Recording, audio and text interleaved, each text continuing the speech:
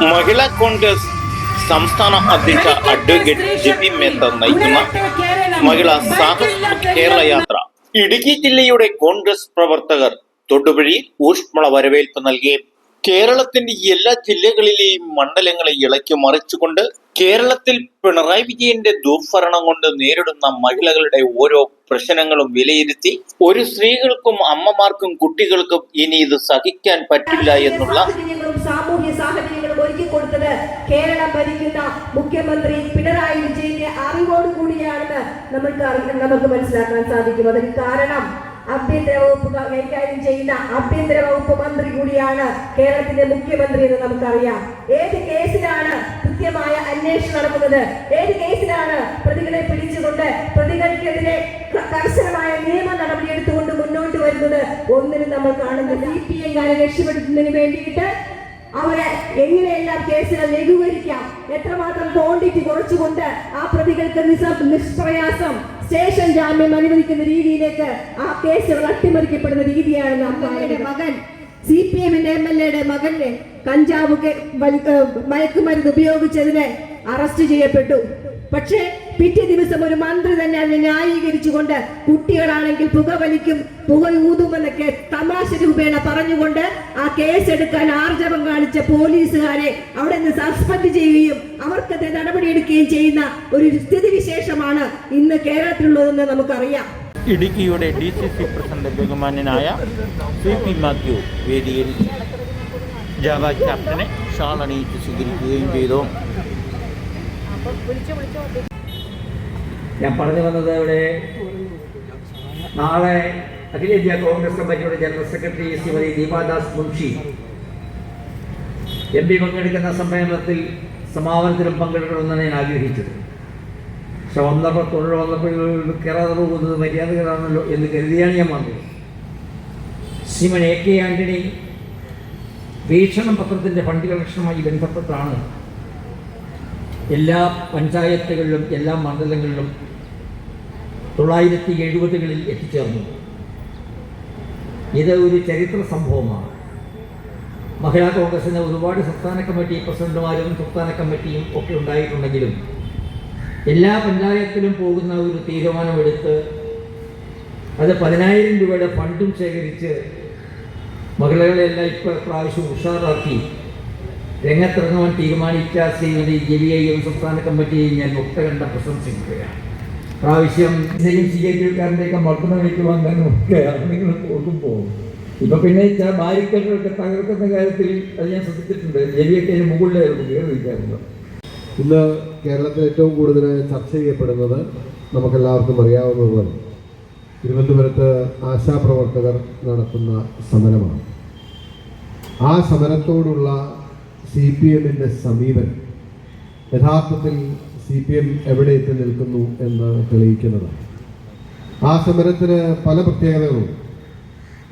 അത് ഒന്ന്, സമൂഹത്തിലെ ഏറ്റവും സാധാരണക്കാരായിട്ടുള്ളവരെ അല്ലെങ്കിൽ അവർ നടത്തുന്ന ഒരു സമരമാണ്.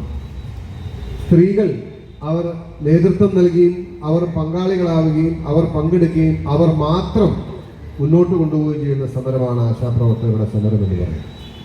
വളരെ ന്യായമായ ആവശ്യത്തിന് വേണ്ടിയിട്ടുള്ള ഒരു സമരമാണ്. തൊഴിലാളി വർഗം എന്ന് പറയുന്ന അവരുടെ വികാരം അല്ലെങ്കിൽ തൊഴിലാളി വർഗത്തിൻ്റെ ഒരു ആവശ്യമായി പ്രതിഫലിക്കുന്ന അല്ലെങ്കിൽ അവരുടെ വേതനവുമായി ബന്ധപ്പെട്ട ഒരു സമരമാണ്. വിഭാഗം എന്ന് പറയാൻ കഴിയുന്ന അല്ലെങ്കിൽ നിരാലംബരായ വിഭാഗം എന്ന് പറയാൻ കഴിയുന്ന ഒരു കൂട്ടം സാധാരണക്കാരായ സ്ത്രീകൾ നടത്തുന്ന സമരത്തെ ആക്ഷേപിക്കുകയും അധിക്ഷേപിക്കുകയും മാത്രമല്ല, അതിനെ പരാജയപ്പെടുത്താൻ വേണ്ടി ആ എല്ലാ നിലയിലും സർക്കാരിൻ്റെ അധികാരം ഉപയോഗിച്ച് മുഷ്ടിക്ക് മുമ്പിൽ അല്ലെങ്കിൽ ഈ സർക്കാരിൻ്റെ മർദ്ദന മുറകൾക്ക് മുമ്പിൽ കീഴടങ്ങാതെ നിന്ന അവരോട്, ഏതൊരു തൊഴിലാളിയോടും ഏറ്റവും ഒടുവിലായി മുതലാളി വർഗം പ്രയോഗിക്കുന്ന 18ാമത്തെ അടവ് എന്ന് പറയുന്നത് നിന്നെ ജോലിയിൽ നിന്നും പിരിച്ചുവിടുമെന്നതാണ്.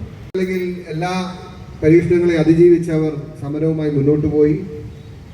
കേരള പൊതുസമൂഹത്തിൻ്റെ പിന്തുണ അവർ നേടിയെടുത്ത് കേരള പൊതുസമൂഹം അവർക്ക് വേണ്ടി നിലകൊണ്ട് കേരളത്തിൻ്റെ സാമൂഹ്യ രംഗത്ത് നിറഞ്ഞു നിൽക്കുന്ന ആളുകൾ എല്ലാവരും അവർക്ക് മുമ്പിൽ അവർക്ക് വേണ്ടി അണിനിരന്ന് കഴിഞ്ഞപ്പോൾ അതിനകത്ത് ഏറ്റവും ഒരു വൈരുദ്ധ്യം എന്ന് പറയുന്നത് അവർക്ക് തെളിയിക്കാൻ ഈ സംഭവം മാത്രം മതിയാണ്. ആ നിലയിലുള്ള ഒരു സമരം ഇവിടെ കേരളത്തിൽ നടക്കുന്ന സമയത്ത് കൂടിയാണ് വിവിധ മറ്റ് വിഷയങ്ങൾ ഉന്നയിച്ചുകൊണ്ട് ഈ സർക്കാരിൻ്റെ അഴിമതിയും സ്വജനപക്ഷപാതവും സ്ത്രീവിരുദ്ധ സമീപനവും ജനങ്ങൾക്ക് മുമ്പിൽ തുറന്നു കാട്ടിക്കൊണ്ട് സാഹസയാത്ര കടന്നു വന്നിരിക്കുന്നത്. Advocate S S Sohan, Usman, Nisha Soman, MD Arjun, TJ Peter, Shibili Sahib തുടങ്ങിയവർ പ്രസംഗിച്ചു. തീർച്ചയായും ഇത്രയും ക്രമസമാധാന നില തകർന്ന ഒരു സാഹചര്യം, വിലക്കയറ്റം രൂക്ഷമായ സാഹചര്യം, സ്ത്രീകൾക്ക് നേരെയുള്ള അതിക്രമങ്ങൾ നിത്യസംഭവങ്ങളാകുമ്പോൾ, മയക്കുമരുന്നിന്റെ കേന്ദ്രമായി കേരളം മാറുമ്പോൾ, ഇതൊന്നും സംഭവിക്കുമ്പോൾ കേരളത്തിന്റെ മുഖ്യമന്ത്രി ക്ഷുഭിതനാവുന്നത് കാണുന്നില്ല, അസ്വസ്ഥനാവുന്നത് കാണുന്നില്ല. പക്ഷെ നമ്മുടെ പ്രതിപക്ഷം നിയമസഭയിൽ വളരെ ശക്തമായി കേരളത്തിലെ ജനങ്ങൾക്ക് വേണ്ടി മിസ്റ്റർ ചീഫ് മിനിസ്റ്റർ എന്ന് വിളിച്ചപ്പോൾ അതിൽ ക്ഷുഭിതനാവുന്ന മുഖ്യമന്ത്രിയെയാണ് നമ്മൾ കാണുന്നത്. ഒരു സംശയവും വേണ്ട, നമ്മൾ 1000 വട്ടം, ഒരു വട്ടമല്ല 1000 വട്ടം പറയും, പിണറായി വിജയൻ എന്ന മുഖ്യമന്ത്രി, മിസ്റ്റർ ചീഫ് മിനിസ്റ്റർ, നിങ്ങൾ ഒരു പരാജയമാണ്, നിങ്ങളെ താഴെ ഇറക്കാൻ പോകുന്നത്. കേരളത്തിലെ അമ്മമാരും സഹോദരിയും സ്ത്രീകളും യുവാക്കളും വിദ്യാർത്ഥികളും ഒക്കെ ഒരുമിച്ച് നിന്നുകൊണ്ട് താഴെ ഇറക്കുമെന്നുള്ള കാര്യത്തിൽ സംശയമില്ല.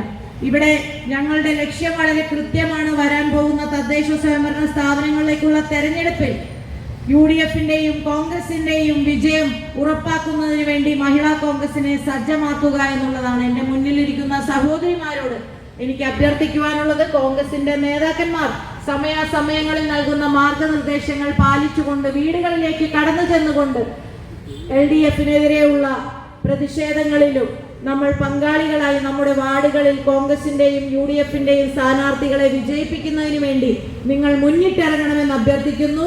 ഒരു കാര്യം ഉറപ്പാണ്, 2026-ൽ ഇനി CPM-ന്റെ പ്രിയപ്പെട്ട വെസ്റ്റ് മണ്ഡലം പ്രസിഡന്റ് രാജേഷ് ബാബുവിനെ ക്ഷണിക്കുന്നു. പ്രിയപ്പെട്ട കൗൺസിലർമാരായിട്ടുള്ള നീനു പ്രശാന്ത്, മായ രതീഷ്, PV അച്ചാമ, സിമിലി ടോമി, പ്രിയപ്പെട്ട ബ്ലോക്ക് പ്രസിഡന്റ് സുനി സാബു,